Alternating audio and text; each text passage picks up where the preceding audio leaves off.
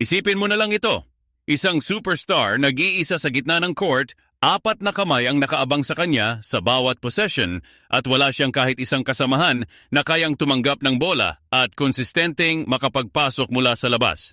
Ganyan ang naranasan ni Luka Doncic halos buong season. At ngayong papasok na naman ang bagong season, may bago siyang sinabi na parang direktang mensahe sa management ng Lakers. Isang mensahe na hindi pwedeng balewalain. Hindi ito ordinaryong komento mula sa isang manlalaro. Kapag ang isang taong may kakayahang dalhin ang isang franchise patungo sa kampyonato ang nagsasalita ng ganito kalinaw, dapat makinig ang buong organisasyon. Dahil ang totoo, kahit gaano pa kalakas si Luka, may limitasyon ang kahit sinong superstar kapag halos lahat ng atensyon ng kalaban ay nakatutok sa iisang tao. Sa video na ito, susundan natin ang buong kwento. Saan nagsimula ang problema, bakit ito naging napakalaki, at sino ang mga posibleng sagot na pinag-uusapan ngayon sa likod ng mga pintuan ng organisasyon. Kung tagahanga ka ng Lakers, o kung gusto mo lang malaman kung paano binubuo ang isang team sa paligid ng isang henyo, manatili ka hanggang dulo dahil may mga pangalan dito na maaaring magbago ng direksyon ng buong franchise. Balikan natin muna ang nakaraang season. Sa maraming laro, makikita mong nag-iisa si Luka sa opensa.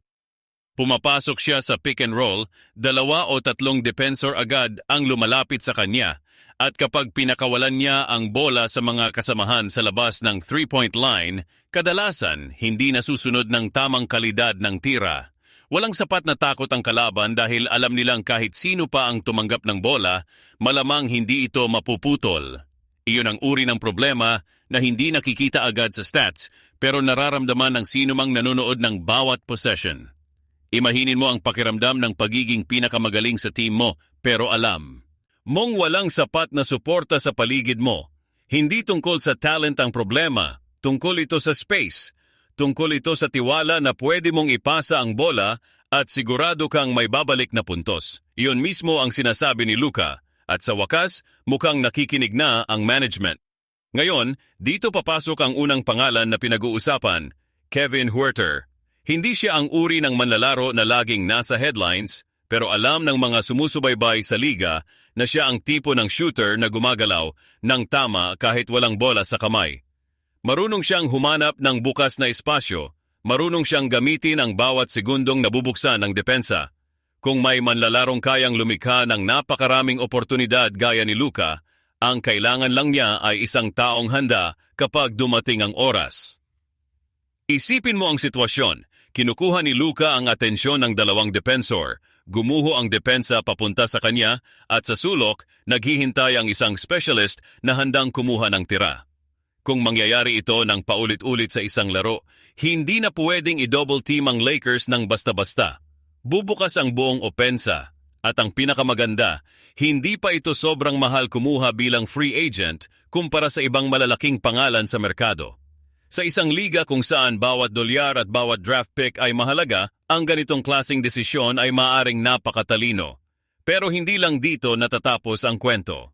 May isa pang pangalan na lumalabas sa mga usap-usapan at mas komplikado ang sitwasyon niya, si AJ Green ng Milwaukee Bucks. Bata pa siya. Hindi pa kilala ng karamihan pero ang kanyang shooting percentage mula sa 3-point line ay halos 40%, sapat na para basagin ang record na matagal ng hawak ng isang lehenda sa franchise nila. Hindi ito nangyayari ng aksidente pero narito ang problema, hindi siya basta-basta makukuha. Itinuturing pa rin siyang mahalagang piraso ng mikada. Luwaki para sa hinaharap, kaya kung gugustuhin siya ng Lakers, kailangang maghanda sila ng malaking alok, marahil pati mga draft pick. Dito mismo, nakikita natin ang tunay na hamon ng front office. Hindi sapat na maghanap lang ng magagaling na manlalaro.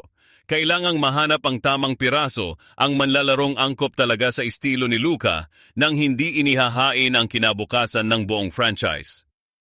Bago tayo magpatuloy, kung ang kwentong ito ay tumatama sa puso mo, kung naiintindihan mo ang bigat ng pinagdadaanan ng isang superstar na kumakarga sa isang buong team ng mag-isa, pakishare ito sa ibang Lakers fans na maaring kailangan ding marinig ito ngayon. Tutulungan tayo nito na maabot ang mas maraming tao na nagmamahal din sa team na ito. Ngayon, tara na sa susunod na dalawang pangalan dahil dito mas tumitindi ang usapan. Una, si Tim Hardaway Jr. Hindi lang siya isang basic shooter. Kaya niyang lumikha ng sariling tira, sumalakay papasok sa basket at magbigay ng puntos kahit walang malalaking bida sa paligid niya. Alam natin na isa sa pinakamalaking kahinaan ng Lakers noong nakaraang season ay ang biglaang pagbagsak ng opensa kapag nasa bench si Luka. Kung may isang veteran na sanay ng dalhin ang responsibilidad sa ganong sitwasyon, malaking tulong ito hindi lang sa simula ng laro, kundi pati sa mga sandaling kailangan ng energy mula sa bench. At pagkatapos, may isang pangalan na para bang ginawa talaga para sa eksaktong hinihingi ni Luka. Si Duncan Robinson.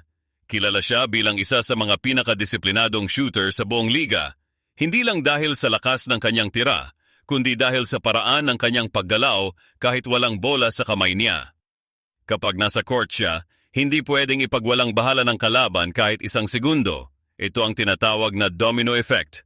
Tumutulong ka kay Luka, nakawala si Robinson. Sinusunod mo si Robinson, nakahanap ng espasyo si Luka. Sa dalawang sitwasyon, panalo ang opensa. Pansinin mo, walang kahit isa sa mga pangalang ito ang tinatawag na susunod na superstar. Hindi iyon ang punto. Ang punto, alam na ng organisasyon kung ano ang kailangan. Hindi na karagdagang bituin, kundi mga manlalarong marunong sumuporta, marunong gumalaw ng tama, at handang gamitin ang bawat oportunidad na ibinibigay ng isang henyo gaya ni Luka. Ang Western Conference ay patuloy na lumalakas bawat season. Bagong mga team ang sumusulpot at lumiliit ang puwang para sa pagkakamali. Pero may isang bagay na malinaw. Nandyan na ang superstar, nandyan na ang foundation. Ang kulang na lang, ang mga taong handang tumayo sa tabi niya kapag kailangan. At dito tayo dadating sa pinakamahalagang tanong. Maririnig ba ng Lakers ang panawagan ng kanilang sariling bituin o uulitin nila ang parehong pagkakamali na nagpabigat sa buong nakaraang season? Si Kevin Huerter, si AJ Green, si Tim Hardaway Jr., si Duncan Robinson, magkaiba man sila ng estilo, iisa lang ang mensahe. Kailangan ng mas maraming taong kayang magbukas ng court, kayang parusahan ang bawat pagkakamali ng kalaban, at kayang tunay na maging katuwang ng isang superstar na handa nang dalhin sila pataas. Ang mabuting balita, mukhang nakikinig na talaga ang front office. Ang tanong na lang, gaano sila kahanda mag-alay para sa hinaharap na ito?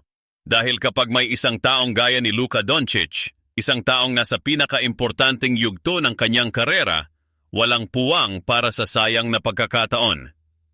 Kung ikaw ang nasa upuan ng front office, sino sa mga pangalang ito ang unahin mo?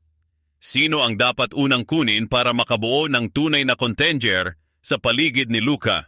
Ibahagi mo ang iyong opinyon sa comments dahil gusto naming malaman kung ano ang iniisip mo. At kung gusto mong masundan ang bawat susunod na balita tungkol sa Lakers, mag-like ka sa video na ito, mag-subscribe, at i-on ang notifications para hindi ka mahuli sa mga susunod na update. Maraming salamat sa panonood at hanggang sa muli.